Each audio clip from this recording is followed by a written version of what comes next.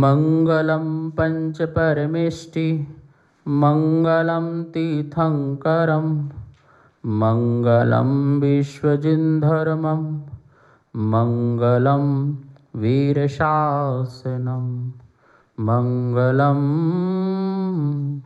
वीरशासनम। यस्य स्वयं स्वभावाप्ति प्रभावे कृष्णकर्मणः तस्मै संज्ञानरूपाय नमोस्तु परमात्मने नमोस्तु परमात्मने। इष्टोपदेश महान ग्रंथ है और आचार्य देवनंदी, जिनका अपर नाम पूज्यपाद स्वामी है, इन्होंने एक आध्यात्मिक ग्रंथ लिखा है। ये 51 श्लोक हैं संस्कृत भाषा में, 6वीं शताब्दी में। हम 32 नंबर का श्लोक पढ़ रहे थे कि आत्मोपकारी उपदेश, जिसमें आत्मा का उपकार हो ऐसा उपदेश। कहा गया था कि तूने संसार में पर उपकार तो बहुत किया, पर स्व उपकार नहीं किया।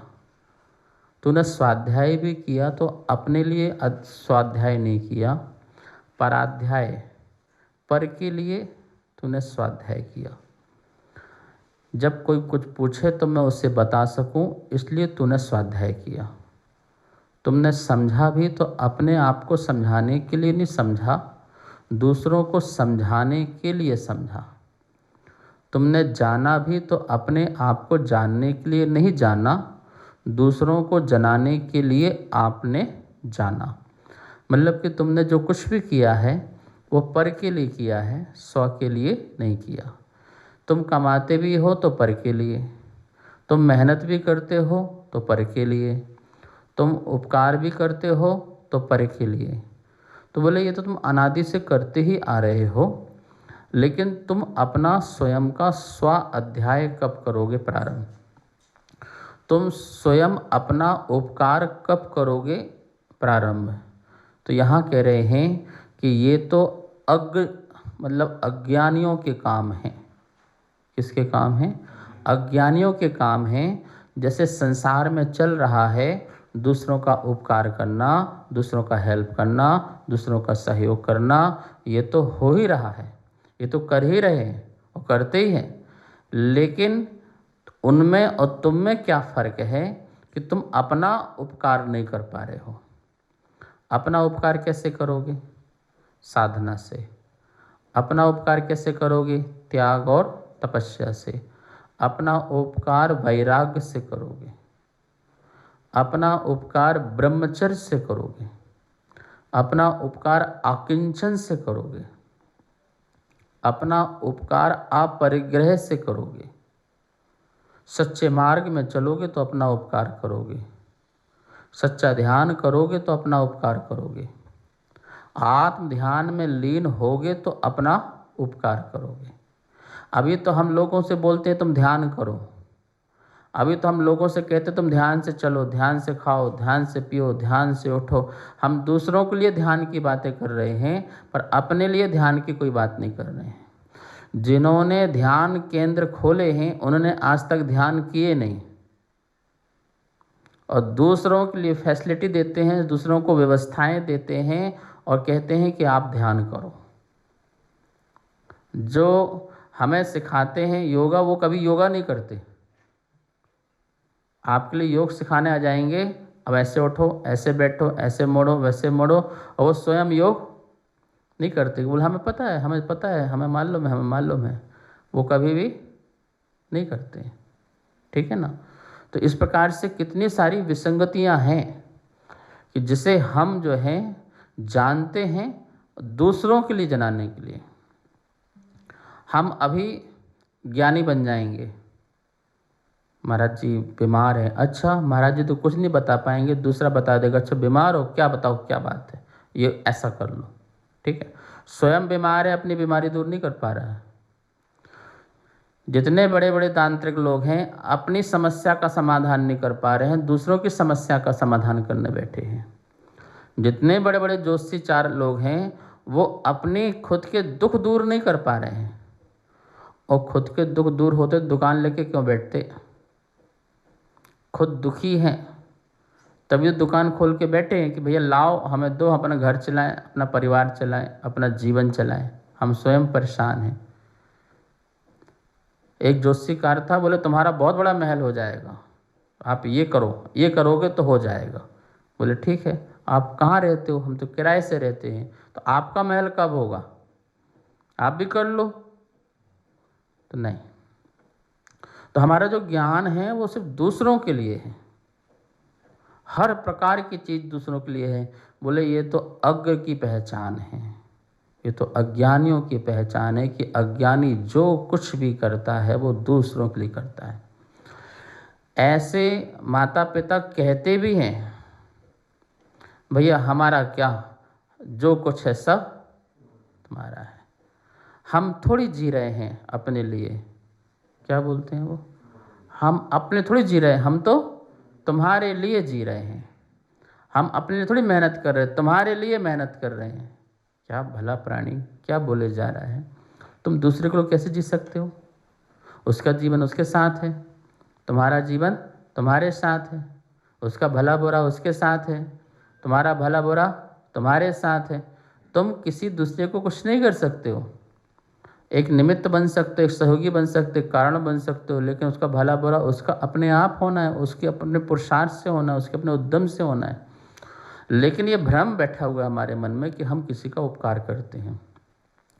और ये भी बात ध्यान रखना कि जिसको तुम उपकार समझते हो वो तुम दूसरे का उपकार नहीं करते हो, वो भी तुम अपने लिए ही उपकार करते हो, क्योंकि वो करने में तुम्हें खुशी मिलती है, वो करने में तुम्हें आनंद मिलता है। किसी गरीब की सहायता करो तो तुम्हें खुशी मिलती है, तो तुमने उसका उपकार नहीं किया। उसकी खुशी तो उसके साथ है, उसका दुख तो उसके साथ है, लेकिन तुम्हें जो उसका सहयोग करने पर जो खुशी मिली वो आपका अपना उपकार हुआ, अपना स्वयं का उपकार। भूखा था, भोजन करा दिया तो उससे तुम्हें कितना अच्छा लगा, तो तुम्हें एक अच्छा फीलिंग लगी, आज दिन में मैंने कुछ किया। तो तुमने उसका कुछ अहंकार मत करो। मैंने भोजन कराता हूँ भूखों को, भाई तुम कौन सा एहसान करते हो, भोजन कराते हो? तुम्हारा भोजन ही कहाँ था जो तुम कराते हो?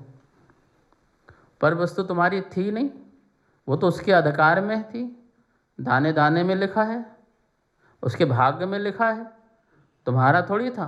तुम्हारे हाथ से लेना था बस उसको, अधिकार तो उसी का था, अधिकार उसी का था, बस हमारे हाथ से उसे था। पुण्य तो उसी का था, पुण्य नहीं होता तो हम ना वहाँ पहुँचते, उसका पुण्य नहीं होता तो हम वहाँ ना पहुँचते, ना उसको हम देते।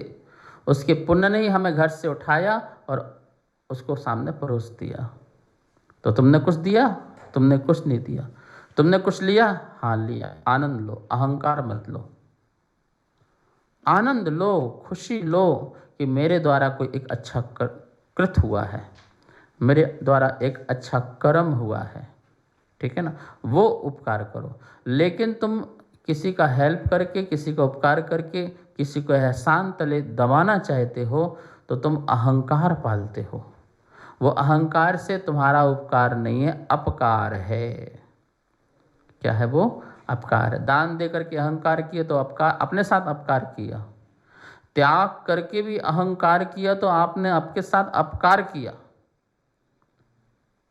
आप धनवान बन करके किसी को दबाने की कोशिश करोगे तो वो आप अपने साथ अपकार करोगे। कुछ नहीं, सहज बनो, सरल बनो, संयमी बनो, क्षमता भावी बनो। ये सब बनोगे तो आप अपने पर उपकार करोगे। बिल्कुल मैं कुछ नहीं हूँ, मेरा कुछ नहीं है, मैं तो एक शुद्ध चेतन हूँ, शुद्ध आत्मा हूँ, जो राग द्वेष मोह से रहित है, ऐसी आत्मा हूँ। ऐसा भाव पैदा करो तो अपने में उपकार पैदा होगा, ठीक है ना। तो जगत में हमने आज तक दूसरों का उपकार करके अपना अपकार किया है, क्योंकि उसमें हमने अहंकार किया है। अब जगत का उपकार छोड़ो, अपना उपकार करो। क्या करो? अपना उपकार करो। बच्चों का उपकार हो गया ना, अब घर छोड़ो, अब तो छोड़ो। 60 साल के हो गए, 70 साल के हो गए, अभी भी घर नहीं छूट रहा है, अभी भी मोह माया नहीं छूट रही है, अभी भी घर परिवार नहीं छूट रहा है, तो तुम अपना अपकार कर रहे हो। एक कर्तव्य का पालन हो चुका है, पूर्ण हो चुका है, अब उसमें इतनी लालसा, इतनी आसक्ति, इतनी गृद्धता नहीं होना चाहिए थी जो हो रही है। वो कह रहे हैं तुम अभी भी सोच रहे हो नहीं पोता पोती का कुछ हो जाए, देवता देवती का कुछ हो जाए, पड़पोता का कुछ हो जाए, इसका हो जाए, उसका हो जाए। तुम उसके उपकार में लगे हुए हो और अपना अपकार करने में लगे हुए हो। ऐसा नहीं।